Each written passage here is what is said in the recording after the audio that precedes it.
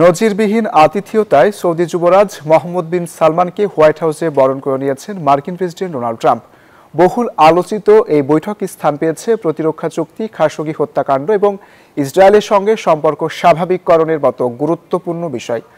দিন শেষে সৌদিকে যুক্তরাষ্ট্রের গুরুত্বপূর্ণ ন্যাটো বহির্ভূত মিত্র হিসেবে বিশেষ মর্যাদা দেন ট্রাম্প।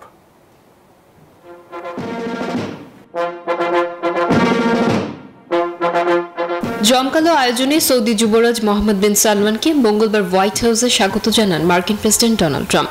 বিশেষ সামরিক বিমান বহরের মধ্য দিয়ে তাকে এই সম্মান জানানো হয়। এই সফরের লক্ষ্য সাংবাদিক জামাল খাশোগি হত্যাকাণ্ডের পর ভাবমূর্তি পুনরুদ্ধার এবং ওয়াশিংটনের সঙ্গে সম্পর্ক আরও গভীর করা।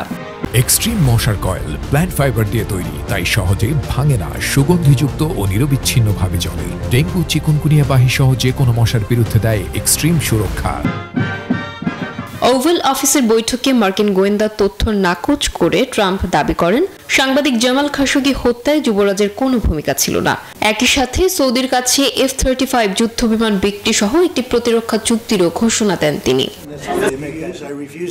আব্রাহাম অ্যাকর্ডস নিয়ে ট্রাম্প ইতিবাচক আলোচনার কথা জানালেও যুবরাজ স্পষ্ট করেন ইসরায়েলের সঙ্গে সম্পর্ক স্বাভাবিক করার আগে দ্বিরাষ্ট্র সমাধান চায় রিয়াদ। সৌদি আরবে মার্কিন বিনিয়োগে $600 বিলিয়ন থেকে বাড়িয়ে $1 ট্রিলিয়ন উন্নীত করার প্রতিশ্রুতি দিয়েছেন যুবরাজ।